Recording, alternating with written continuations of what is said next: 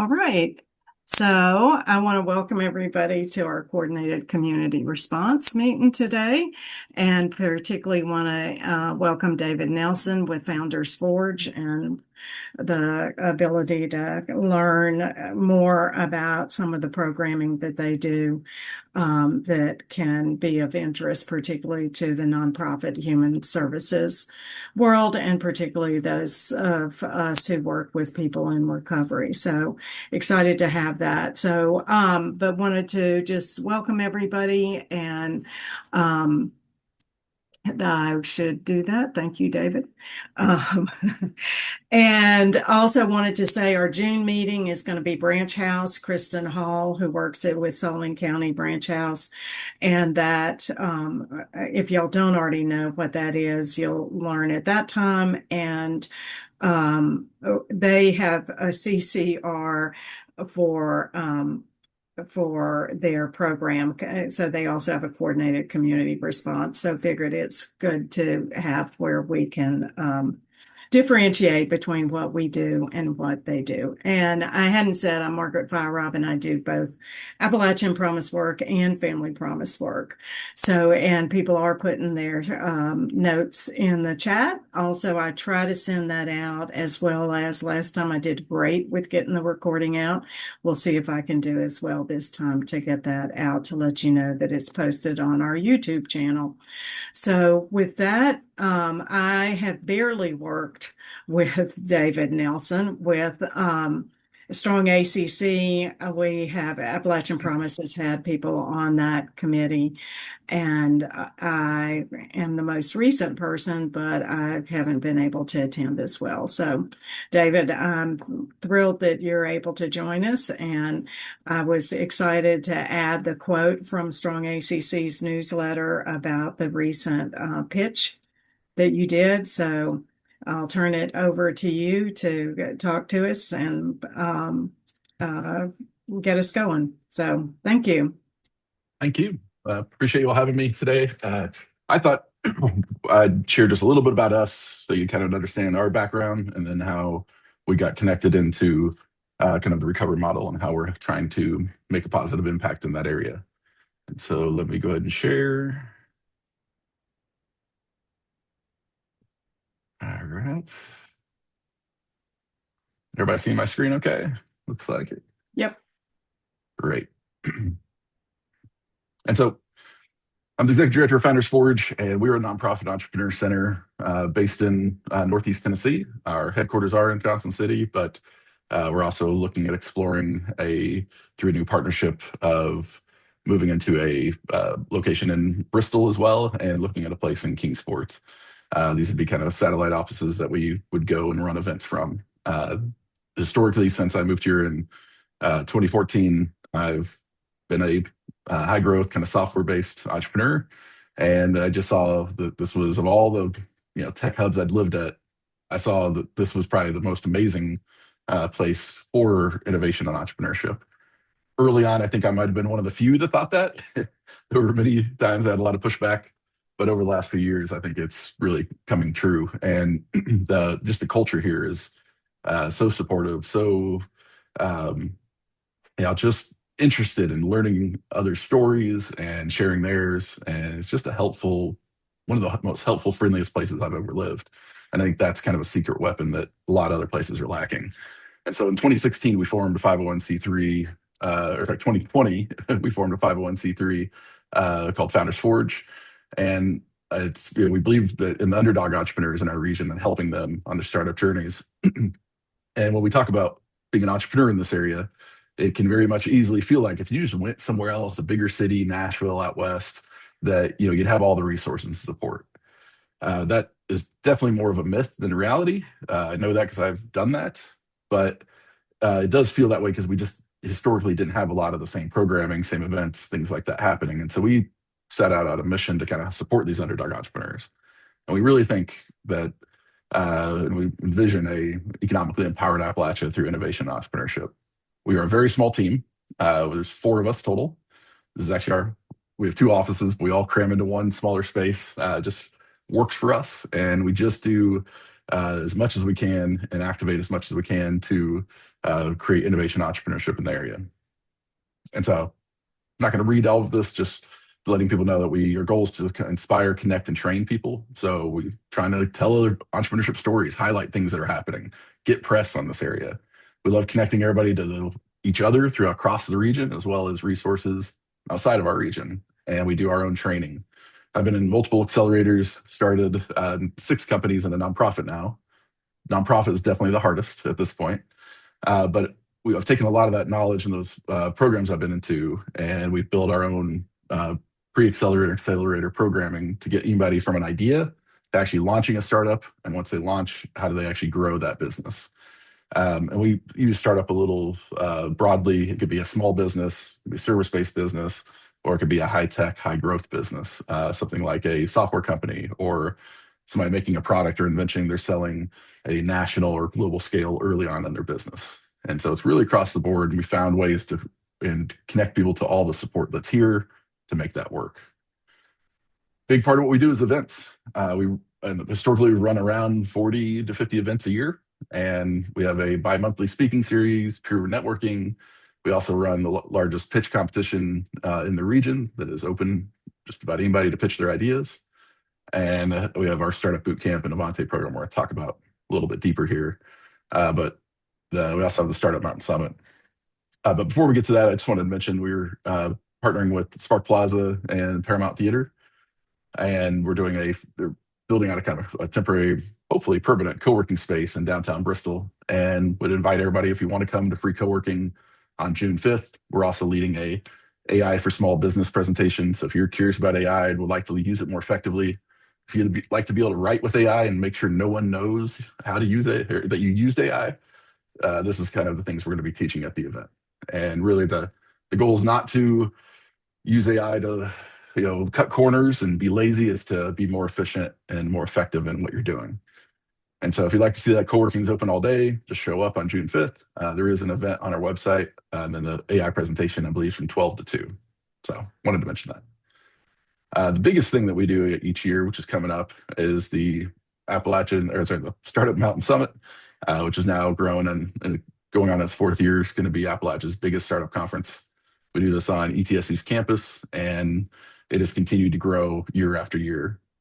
After the success of last year, we got chose to hold a thing called the Startup World Cup, and people from our region are going to actually anybody in the Southeast can apply. They're going to be pitching on our stage, and the winner from that will go on to San Francisco to pitch for a chance at $1 million investment in their company. To my knowledge, the Startup World Cup has never had a region the size of ours or a rural region in the United States for this qualifier. So it's an honor to host this. And people are going to be competing from people pitching in Paris, France, Abu Dhabi, Dubai, Houston, Sacramento. I mean, all these huge cities. And then it's going to be Northeast Tennessee. I mean, that's just awesome in my opinion. So we're excited to be hosting that and offering that as an opportunity for our local startups to have this chance at a prize. And really just the growth of the conference has been great. Early on, there was a lot of doubt and some feedback that it wouldn't work, but we kept going. We just saw the opportunity there, and we've grown from 160 to we had 308 attendees last year from 14 different states that came to ETSU's campus for 2 days of networking events and programming workshops. And we just continue to have a high rating. If you search for startup conferences Southeast or near me, you'll see now that Startup Mountain Summit appears right alongside conferences that have been running for 10 to 15 years. And that's really exciting. It just shows that people want to come to beautiful, amazing places. And entrepreneurship growth here is now getting recognized on a larger scale. And so I'll send out my slides too after this if you want them, so you can read any of the other stuff. But That'd be and great. so we're doing all of this work. So what does that mean? Do we have startups that are doing anything great? No, just briefly cover 3 in the region that we have. First, out of Johnson City is Green Llama, and they're an eco-friendly cleaning product. These bottles on the screen, these little packets are have a little tablet in it. You throw it in, mix it with water, and you have glass, general purpose, and you have a bathroom cleaner. And it has gotten rave reviews. They went from selling at our local farmers market to nationwide. They started in their shed in their backyard, and now they're in major wholesale carriers, or sorry, retail carriers, and they're at well over 1.2, headed to $2 million in revenue this year. And so they've just blown up as a consumer packaged good that is just, was started during 2020 and just taken off. Personality Pool, another interesting thing, they are woman owned. We'll come back to that in a minute. This is another woman owned business out of Kingsport. They are a hiring platform for anybody wanting to hire somebody really in the same way that Pals or Chick-fil-A hires. They hire for personality fit first. There's even a mini personality test built in to their process, and it gives them kind of a different understanding. This uses a video platform where you answer some questions as a pre-screening, and they use AI to detect, are you a good personality and culture fit for the business before you even go later on into the interviews. And for kind of food and beverage and other areas, this has been very, very successful and continues to grow. They have a lot of clients now in New York and bigger cities as well. And that started just by, one woman had this idea and built it up and continued to work for us. The Green Llama, they won our pitch competition and went through our accelerator. Personality Pool got second in our pitch competition. I personally thought they should have won, but they did great. And then we've continued to mentor them through the process. Green Llama raised about 300,000 in funding, and the revenue was so high they said, we're going to wait and not raise anymore and see what happens. And Personality Pool is well over $500,000 in funding so far in our area. And last one we just talked about a lot is Action VFX. They are one of the leading special effects companies in the Southeast, or sorry, in the nation, probably in the world. They go on top of a mountain, make a huge explosion, and shoot that on a blue sky and clean that up, and they sell that to the TV, film, and gaming industries. So if you've seen a movie or any of these in the past, really any action movie within the last 5 years, Chicago Fire, NCIS, any of those, you've seen their special effects. And they are they're technically headquartered a virtual company based in Johnson City, but they have basic employees in Greenville, really across the region. They hire anybody, especially people from ETSU's digital media program, and they all work remotely, meet once a month, either in Kingsport, Johnson City, or just online. And they're continuing to grow, and they're doing a lot of really good stuff. So clearly we have some good big winners. We also have market agencies we worked with, small businesses that are kicking off. Really, we kind of just started helping each other as entrepreneurs, helping each other in 2016, or leading up to 2016. Before we were FoundersForge, we had our first pitch competition, and we've seen massive growth happen. A lot of that is, a lot of people moved to the area. A lot of people during 2020 started their own small business or high growth business. And we really just kept promoting and telling those stories, showing what's possible. And it's just taken off since really 2020 as it grew. And we're at 228 high growth companies. Those are people selling a product service, to the nation or across the world at an early stage of the business. We now in the region have over 4,000 small businesses, which is probably an undercount just because the data lags behind. To date, we've had over 900 attendees to our events. And last year alone, we did 278 coaching sessions, one-on-one for free for small businesses and startups as a whole. And one of the most exciting parts of last year is that Forbes ended up covering not just us, but also our ecosystem. And I think that's the first time a major publication highlighted the startup ecosystem here.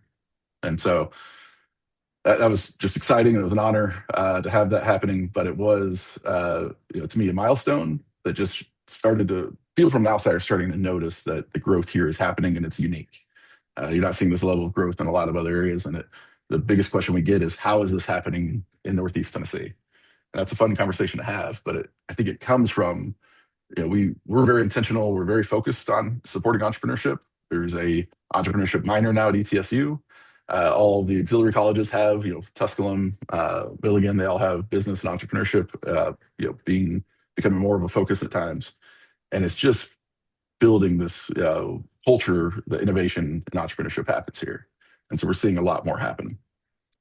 So that led us to go down this path of, how do we support more entrepreneurs? If we're a team of 4, we can hold 2 of our startup bootcamp programs a year, and that's great. We were getting about 20 different entrepreneurs a year from that program, but we were doing way more coaching sessions, and we just didn't have room for more people to go into it.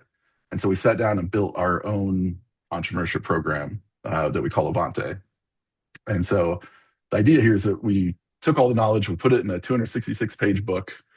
You got a book right here. It's a workbook that you kind of go through, you flip through, ask questions. And the goal is kind of pre-business plan. You're really thinking through your idea. You're going out talking to customers. It's my single personal goal to get early stage founders to understand just to be able to read a cash flow statement, to understand a very basic accounting and the financials and how important those are. I cannot tell you the amount of times people come in and say, "Hey, I'm almost out of money. I've got three to 4 weeks left, and I need to get a loan." We're like, "Well, looks like you're probably not going to make it." And it's just a terrible thing to have it come to that endpoint just because they didn't understand their cash flow. So we're trying to get them to understand these things really, really early on. And so the program itself is a 6-week startup bootcamp program. Online community and portal kind of supports that. And the program is tailored to each of the specific types of businesses. So it can be a landscaping business and somebody building an app or service online. They can all be in the same program, and we have all this auxiliary material to give them access to uh, content that fits more to them. One thing we're working on right now is a online platform version of this that automatically customizes using AI to your individual business's needs. So every example ties into the business you're wanting to start. And if you say, "Oh, actually, I want to be a nonprofit," it'll reconfigure itself for you. And so that's going to be hopefully launching this August. And so works with all different types of businesses. The 6 pieces that we focus on: idea validation, knowing your customer, building the plan, uh, building your actual company, hiring, structuring it, financials, and then marketing. Marketing is definitely a big piece of it. And then from there, the goal is you now have a precursor to your full business plan. You've hopefully gone out, talked to customers, maybe even launched it. And then now you're ready to then start working with us or other coaches or other organizations in the region, like the TSBDCs and everybody else, or not just Tennessee, Virginia, Southwest Virginia as well. The Hatch Incubator, UVA Wise, these are all great, resources in our region, and they all will get you to that next level, and then we're there to assist as well. And so we've had great success with the program, but our biggest success is that we've licensed this out often either through grants and other things, trying to help organize and get it at extremely low cost. And we're just trying to cover the facilitator's time, the books, and the technology we're using, and we're getting it out. And we just had a great program, and as all our programs, we're just in the data collection piece, but we're seeing just really good data come back from this, where people are constantly just going from, "I don't even know where to start. I don't even know if I can do this," to, "Okay, I feel really comfortable with this." And one of the most important demographics we've seen time and again in our entire region, including Northeast Tennessee and Southwest Virginia, is that we're seeing 60% of the entrepreneurs we're working with are women. And so it's a woman-led entrepreneur ecosystem. And I cannot tell you how unique that is. Usually, I traveled all around the country, everything from Raleigh to Boulder, Colorado to San Francisco. And if you had a startup event, there was always a huge line at the men's bathroom because it was just all men. And we're such a unique ecosystem that we're seeing that flip. And we're still trying to understand it. Could be the traveling spouse, people coming from bigger employers and traveling spouses looking for creating their own job. Or it's just we have already had so many women starting their own small businesses and high growth businesses that they're inspiring others to do it at a higher rate. It's just a really intriguing stat for us right now. Yeah, just a couple other quick stats on it. Consumer products are definitely the biggest part. Nonprofit, social enterprise are big, and then it's really kind of across the board the same for different types of businesses. So we don't have, consumer products are the biggest right now, but one of our biggest cohorts was a consumer products cohort. So we can't even say that's reflective of the whole ecosystem, but that's what we've been teaching. And so, send this out so you can see all the different stats on it, but it is looking very promising, and we're continuing to see growth from this. And that led us to say, could we had a friend of mine came to me and said, we've got all these challenges with getting people from substance use recovery into the workforce. And could entrepreneurship help with that? And at the time, I initially was just like, no, I don't think that that's a good idea. I've had many friends get a substance use disorder because of the lifestyle they tried to live while running their own companies. And but as we started asking around, that kind of idea stuck in our heads. We started interviewing other people to see what programs were out there. We found that entrepreneurship has been, done in the past. Knoxville, some other groups have done this kind of as one-off programs, and they've had a lot of success with getting people back to the workforce and to create a culture of supporting people with a substance use disorder. And like these companies only hire people from that community if they can. And so that's been very, very powerful. Before I go into this program, though, I did want to stop and ask, do you have any questions about us or what we're doing or why we're doing it? So just to clarify, people from Southwest Virginia are welcome in your programs and Absolutely. Yeah. I mean, right. I'm not originally from here. That border to me, like it's kind of Northeast Tennessee, Southwest Virginia. We And work a even lot North with, Carolina, particularly where yeah, Johnson City is too, right? yeah. And in North Carolina, we've done some with Venture Asheville and kind of the Asheville area. They tend to have their own, programs, resources, but we're friendly with each other, refer people to different events. They come to the conference. I think one of them are going to be speaking at this year's conference. And so there's a very, entrepreneurship seems to be that piece that a lot of people can come together and work together on.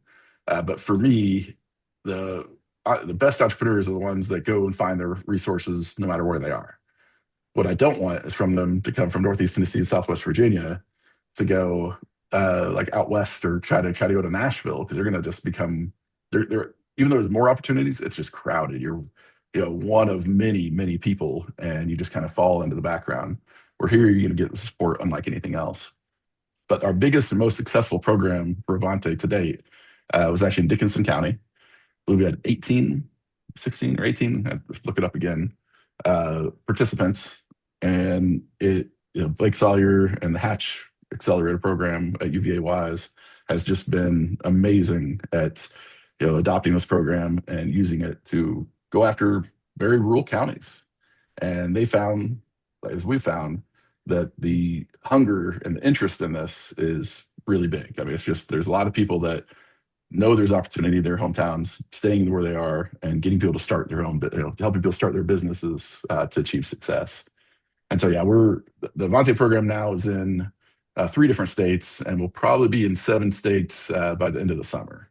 There'll be about 21 programs we'll have run to date, and that's Johnson City is only running 2. We got a couple in other areas, but most of it's happened outside of our region, and that's part of our way to grow our impact in Appalachia, but also to empower others to do this to build a wider network of support with other organizations. Big question always comes up is how we're funded.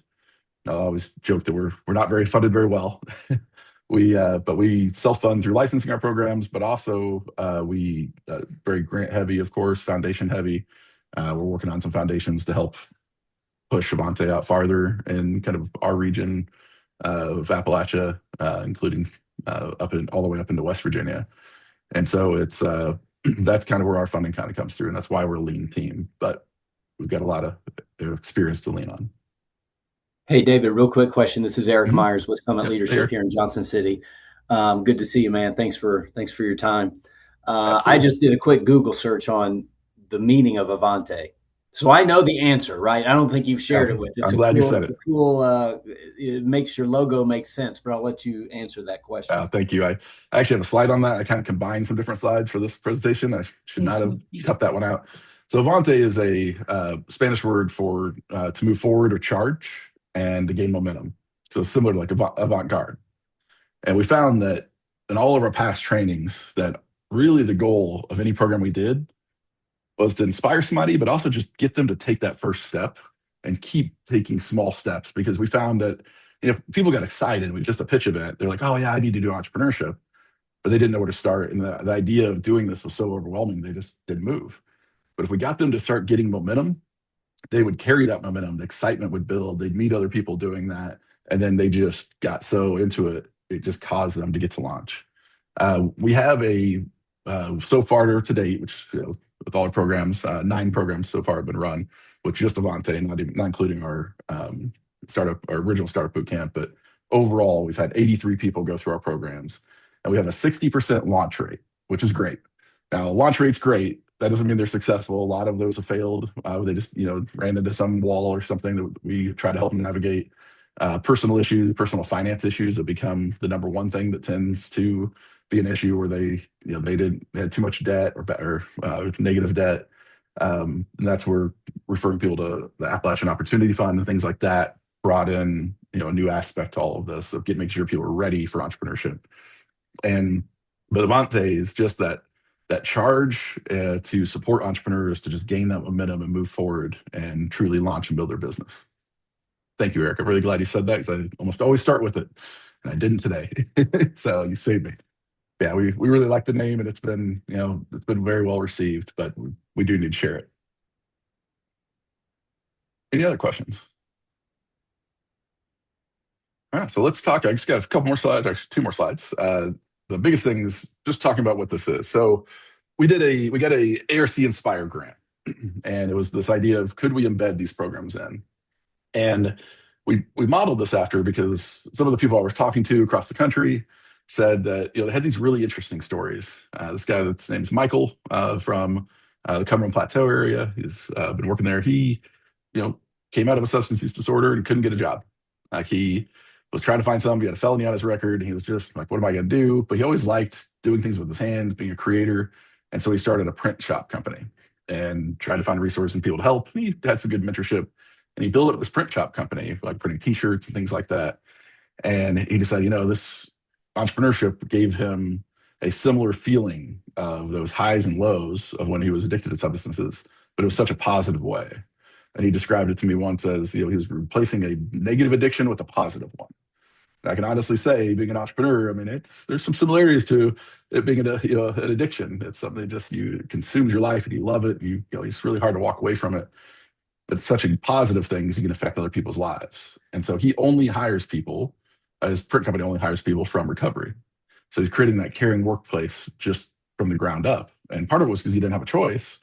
But once he got it going, some of the same skills that he learned of being persistent, not taking no, not being afraid to ask people, and just solving the problems that he had under substance use disorder directly applied to entrepreneurship.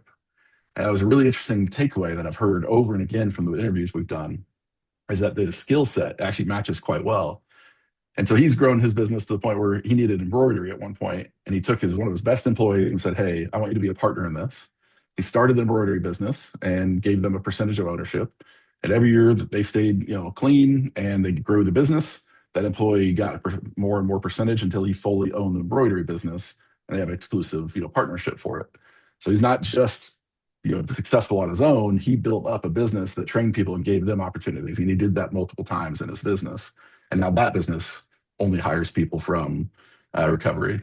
And then Michael was actually a advisor to somebody, and she, was came out of prison, was really just lost, trying to figure out how she was going back to work. She didn't want to go back to kitchens and places like that because that's where she first got connected to substances. And couldn't get jobs. People were really, that was felony on her record. It was fairly severe. Just couldn't do anything about it.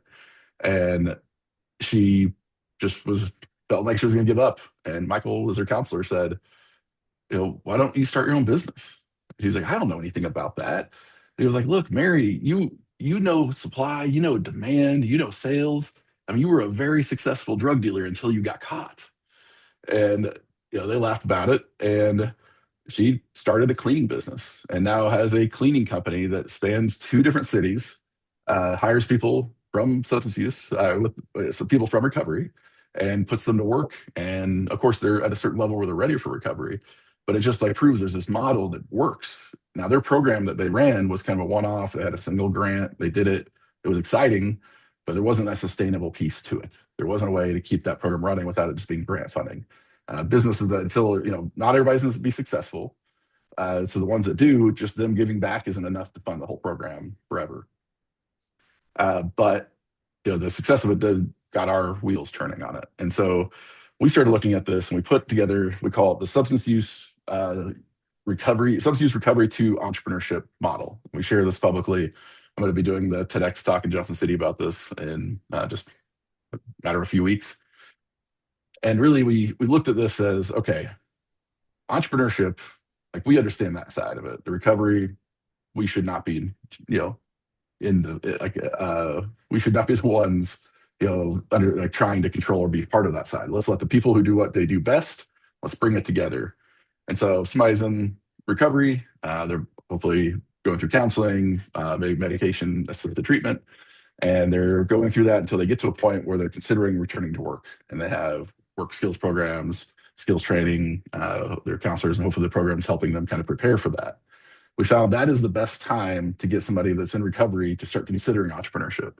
If you start too early, it's one of those things that they may get excited about it. It's fun, it sounds exciting, but if you're not stable enough to get to the workforce, and you're definitely not stable enough to start your own business.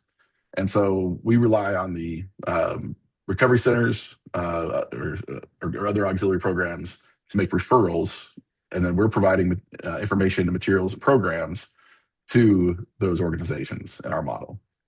And so the next slide is we don't have to reinvent the wheel. We can connect entrepreneurship training programs and resources that already exist, and we just can pull them into this other side, because there really are two communities. You have the recovery community happening, and I say community because it just models so similar to what the entrepreneurship community is. And we have a give before you get, motto, where you're trying to give to each other, help each other as businesses, not really expecting it to be transactional. You just know it's going to work out for you and then too.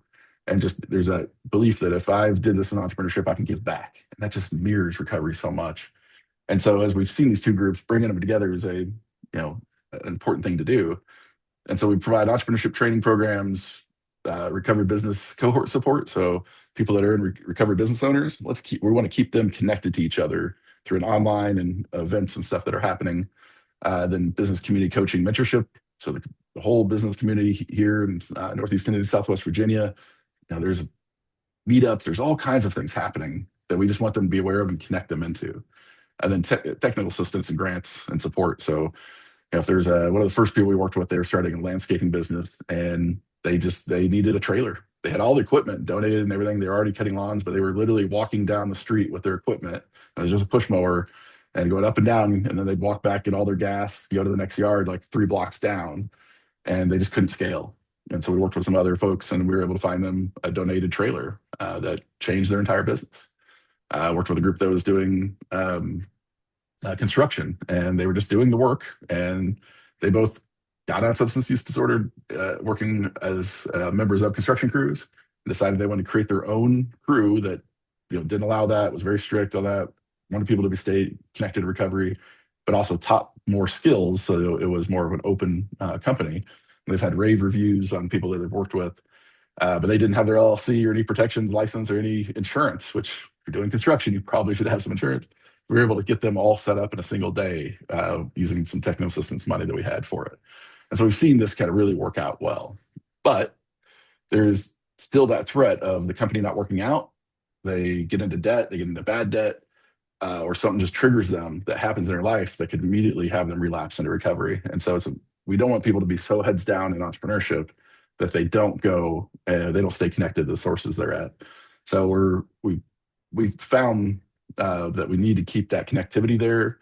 We've just instituted, we have a kind of a light agreement. It's not a contract or anything, just official statement as the part of our program we're going to do in our next cohort in the recovery space, where they sign saying, I will stay connected to my resources. And we're just trying to keep that front of mind in these training programs. But the last part of it is that we surveyed different recovery centers and providers, supporters in the region, and it seems to be the numbers about 10% have interest in entrepreneurship. And with about 4,000 people that we've identified in recovery, that might be a low number, but that 400 people would overwhelm every program in Northeast Tennessee and Southwest Virginia. Like, we just do not have the capacity for that with the existing programs in this. And so we realized that there's other challenges with transportation and all these other problems. So we can't solve all of that, but we know recovery centers are already solving the transportation problem. People are getting to recovery. So why not, instead of trying to get people out to the business support programs, why don't we bring the programs to them? And that led us to working with the Strong ACC and running some pilots of and basically bringing the Avante program. And it's the same program. It's not any different. We're not treating them any different at all. We're just having a cohort embedded into the recovery centers.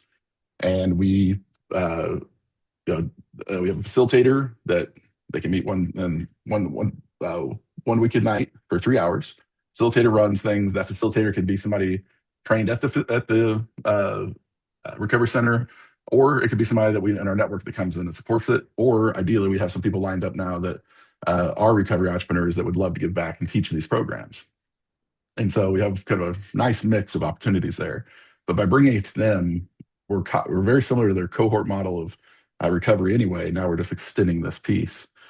Transportation issues aren't as much of a problem. Staying connected to your resources is less of a problem because you're there. And we feel that if we can rely and train the counselors and the recovery personnel on how to facilitate the entrepreneurship training, because it's not teaching, it's facilitating, we know we can have a greater chance that they're trained to identify problems, something's not going well. They can also connect with the whole business community, and we can support a much wider audience of people because we're not having to lead and run every program. And so we did the first program. So it was beginning of May 5th. It was at the Johnson City Recovery Center. 12 people signed up. Being kind of in the summer, I think we lost people to vacation time or just, the summer work, and just childcare, even though they had on-site childcare, just kind of focusing on that. And the other big barrier is the grant they had to do this was that it was for people that had kids. You had to be a parent. You didn't have to have full custody. You just had to be a parent. And so that limited the amount of people. So out of the 12 that signed up, 6 went through the program. We had 5 pitch their ideas, and it was just really exciting to see. I mean, everybody did a great job. The feedback from them was phenomenal. It's amazing to do work in entrepreneurship where people are saying that you're changing their lives, and they're just so appreciative of what they're doing. And so that success of that pilot is leading us to now launch our next program. We'll be in Southwest Virginia. We're still finalizing the county and the facilitator and others, but we have some really great things lined up. And our goal is to continue to push this out there. And one of the big questions, though, is okay, we're not doing the ARC Inspire grant this year. We're probably going to go after it next year. We're talking to some foundations that may fund this as part of what we do. But at the end of the day, that we're always one grant away from the support from going away. And so what we've designed is the overall Avante program is we're licensing that out to other communities. And so, Morristown, all these other areas in Tennessee, we have a group in West Virginia that's interested in it. A group out of Kansas, I think Kansas is going to license it after the summer. And we have Walter State Community College, ETSU has adopted the program. And we're building the money up. If we can get to 60 commercial licenses on that, then it's a fully sustainable program. And anything over that 60 licenses, we were able to take a portion of that and use that to fund substance use or Avante in recovery centers. And our goal is to embed Avante in 40 recovery centers within the next 2 years. And that's pretty ambitious, but it's if we can do the commercial side at 60, I think we can easily do 40, especially if it's not a huge burden of cost to them. And as we collect the data, I think that's going to help us quite a bit. And so that's where we are today. Can't wait to launch our other program in Southwest Virginia. It's launching in August. And we are, this is a big part of what we want to be part of our mission and try to get people back to the workforce. And if they can't just get hired, then let's get them start their own company, let them get that journey, get that experience, get that interaction with people, those soft skills. It's going to train them very quickly on that. And the beautiful thing is if it doesn't work out, we see people all the time getting better jobs and more opportunities because of the connections they made, the opportunities they have, and the skills they've gotten. So it's not all just about being a successful entrepreneur. It's also about learning, kind of the business world and achieving something you just never knew was possible. So I'll end on, we have a report that's not finished yet. We're still collecting some data. We've had people slow to fill out their exit surveys, which is always a thing.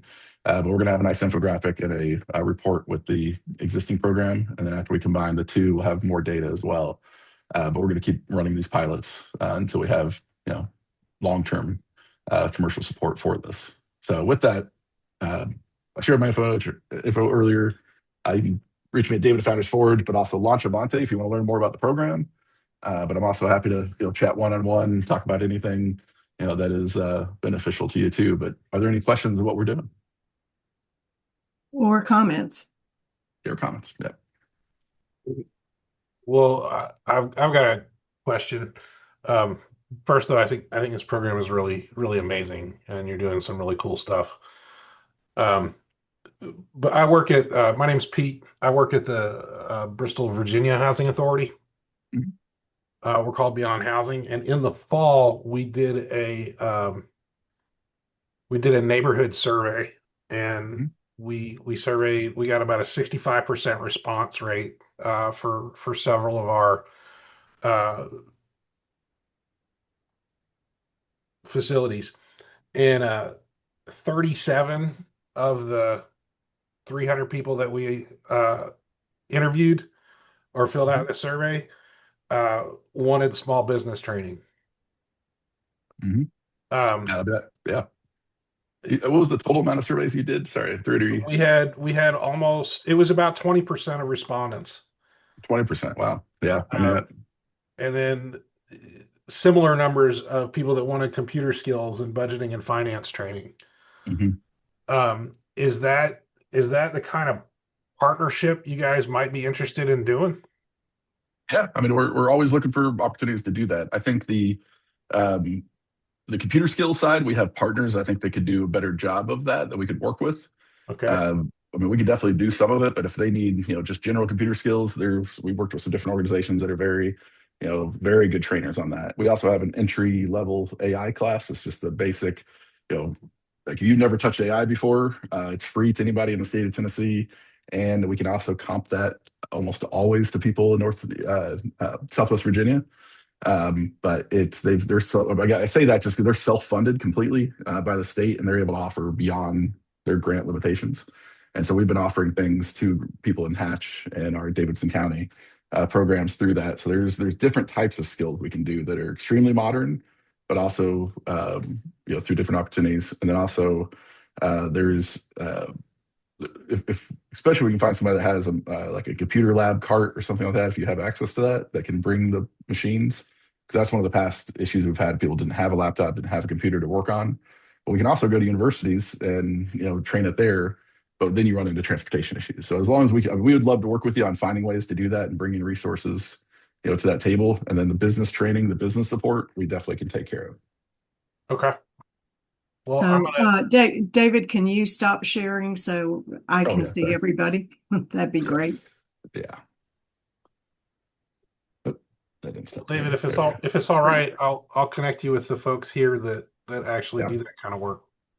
No, that'd be great. We'd love to help and support. Thanks. Okay, who else has comments or questions? And Brooke, do you want to talk a little bit about what y'all do?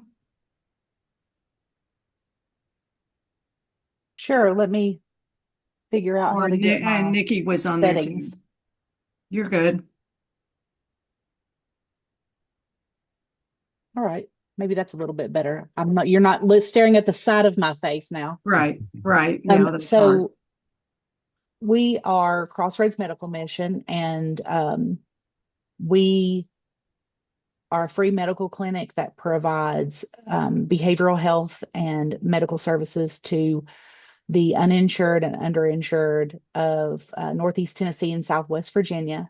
And we also house a replicated peer recovery support program.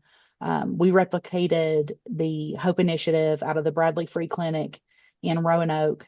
And in that program, we can help anyone regardless of insurance status. So essentially what we do is we help to connect folks to recovery resources or community resources. And we also walk alongside folks that are seeking treatment, whether it be for mental health or substance use issues. And we follow those folks for a year to help to mitigate roadblocks and to help them take their next best steps. That's really cool. And I know they're talking with the Strong ACC about the Johnson City model for the recovery center, and using their model and seeing how they can parallel or be similar. And kind of the piggyback off that just a bit is that one of the things we've run into is that there's a lot of supporting programs that may not have like counseling and other supports built in, and so they either have to go back to the recovery center, which sometimes works, sometimes doesn't. So with um, I'm forgetting the organization, which group. It's part of the Ballad Health, their psychology and counseling division. As we build this up and the demand gets higher, there's an opportunity for us, if people are running into issues that also have mental health challenges, just need support. We're trying to find ways with Ballad Foundation to be able to support and cover some hours for the recovery entrepreneurs to get support in that regard, because we found that the stress of running a business, you hire all these people and say payroll's not working out, or the business is not doing well, getting support for that. In the past, we've also talked with Dave McAuliffe, just haven't got to that point with Summit Leadership, of how could they support with everything they do in the recovery space. I mean, I think there's, with what you're doing, Brooke, I think there's opportunity for recovery entrepreneurs to then be connected and staying connected through additional resources, and having those prominent and available, finding ways to connect that and make it so that it's financially sustainable is very interesting too. So Nikki, did you want to add anything? Yes, I just wanted to say, I am a peer recovery specialist alongside Brooke here at Crossroads Medical Mission. So as she said, we do work with people who are in long-term recovery, or people that are on the fence as to whether or not they're even going to seek treatment. I love this. I love when you say that the recovery community is very similar to the entrepreneurship community. I have been shocked with some of the people that I've worked with, the skill set that they have. And sorry, the train is going by here. If you can hear that, but We can't. We don't okay. hear it. Okay. So it's I think that what you're doing, the model that you're doing, is just very beneficial to our local recovery community, and I really appreciate it. So some of the people that we work with, they're just, when you're around them, their skills and the things they can do, maybe because they used to sell and distribute drugs. But that they know how to do it really well, but they don't want to do that anymore. And but they don't know how to, due to generational trauma for the most part, they don't know how to transfer those skills for the positive, even though they want to more than anything. That's their dream. So this is just awesome, and I really appreciate it. I meant to share the quote. When I got into this, it was such a new world for me, and I started seeing parallels. But then there were just so many jaw-dropping moments. And I remember one guy I was interviewing. He said that his addiction was the best thing that ever happened to him. And I was just like, wait, why would anybody say that? And he was talking about the skills he developed with it, even though he had a really, really rough story. It taught him, from where he was as a kid, kind of growing up, it taught him to think so differently that he said he never could have done what he's done today without that. And then Michael from Knoxville as well, or Carmel Plateau area, he doubled down and said, oh yeah, that makes perfect sense to me. I think the same way. And I'm just like, that's so powerful.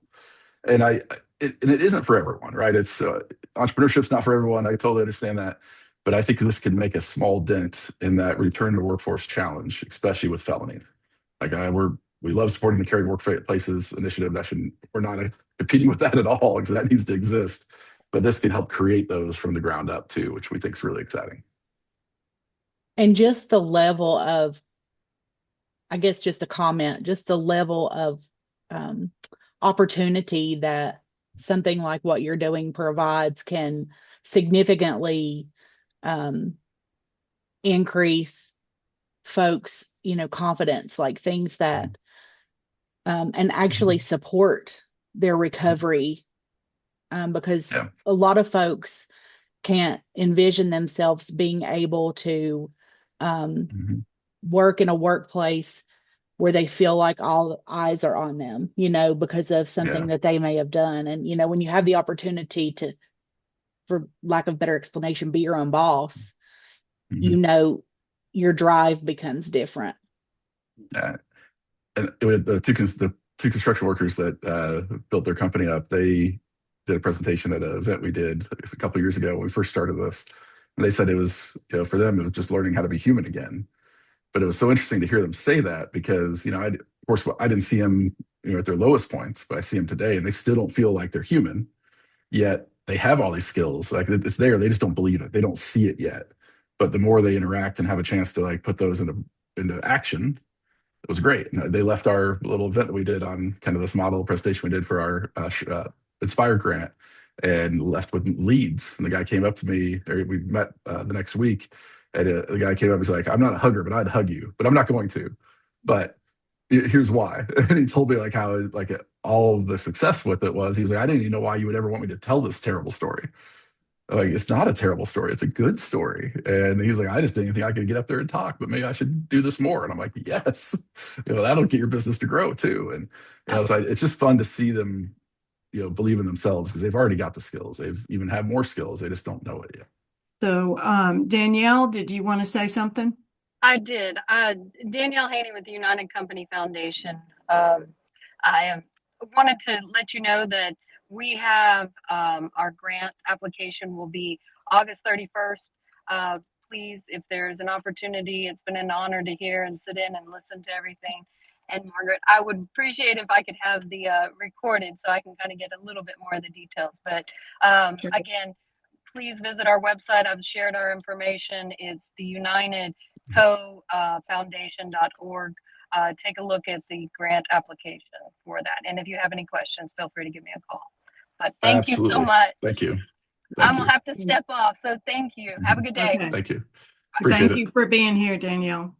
Yeah. And So, I'll just mention that's been I know we're getting close on time. That's been the biggest challenge of this is just finding the funding. But you're talking to everybody having the same issues, right?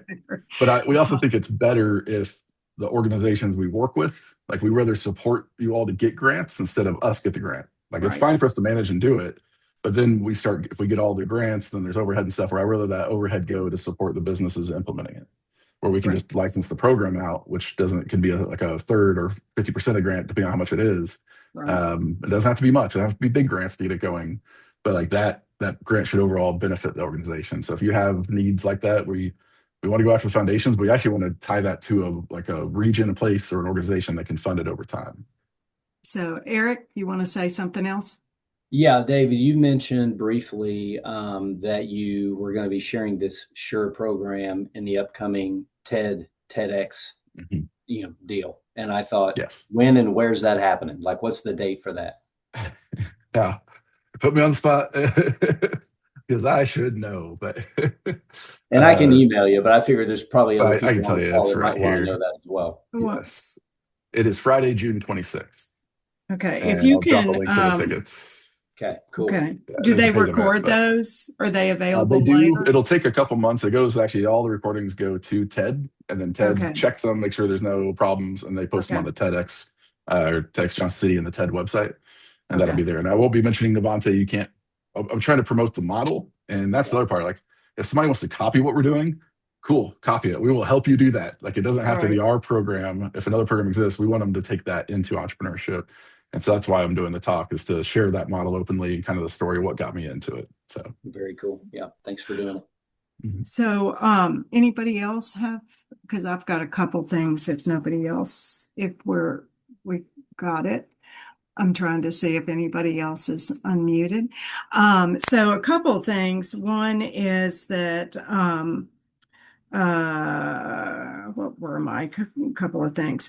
Small business. So small business needs what you have. Small bit, whether they're entrepreneurs or not, it's phenomenal what y'all offer, because particularly my role on city council, learned a lot about economic development. And I don't know if the stats have changed that much, but they have been as many as 75% of small businesses close sometime during the first 5 years.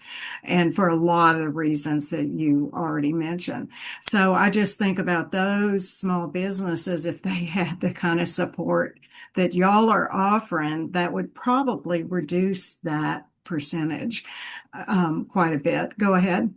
Yeah, it's sometimes there's nothing that can be done. It just happens. There's sometimes factors outside of your control, right? But absolutely, we found that most of the issues that come up are, a great example. We have a startup we're working with. Luckily, we caught it soon enough. I found out about it, even though that wasn't supposed to find out about it. But they had been they financed all of this work on a credit card. They're like financing their business at 35% because they're behind. They also hadn't filed their taxes in 2 years, or 3 years now. They paid sales tax, thankfully. They hadn't. The IRS doesn't know about their business because they haven't filed their personal taxes. And then we're like, and they're booming. They're a great business, local business in the region. And we're just like, what are you like? You got to be kidding me! But they're so focused on production, meeting the need, they're afraid to stop and just focus on the business side. Right. And so when we can make an intervention, same with Summit Leadership and others, like when you can make an intervention, it's great. But when they have to know about us and we have to be connected. But that one I only found out because their bookkeeper is a really, really good friend, and we helped them get connected. And he said, "Hey, I think you should talk to this person." And like, I can't tell you what it's about, but I'm gonna tell you enough that you can go start asking questions. So, that is a big factor. So that is huge, and it's like counselors for business and counselors for entrepreneurs or whatever. The other that I just wanted to also say, and hopefully it does serve that, but it's been quite a few years. The chambers had a joint chamber meeting for here in Southwest Virginia, and the talk person talked about how, and it was a lot for whatever reason, nonprofit and economic development, et cetera, but focused on that our children, a lot of us are working with children and youth, et cetera, that the data shows that the education level or the success of children depends on the health and the education of the mother. And for the mother, that health and education depends on their wealth, how well they do. Anyway, and across our country, women are underpaid, and in Appalachia, that's even exacerbated further. So if you want to uplift children, the way to do it is to uplift women. So that doesn't mean that your entrepreneurs can pay themselves immediately or whatever. There's challenges too. But I see that as part of that uplifting that could uplift the whole region and uplift certainly future generations, et cetera. So I think that ties right into the 60% of our founder community or entrepreneurship community is led by women. And more often than not, they are either single mothers or,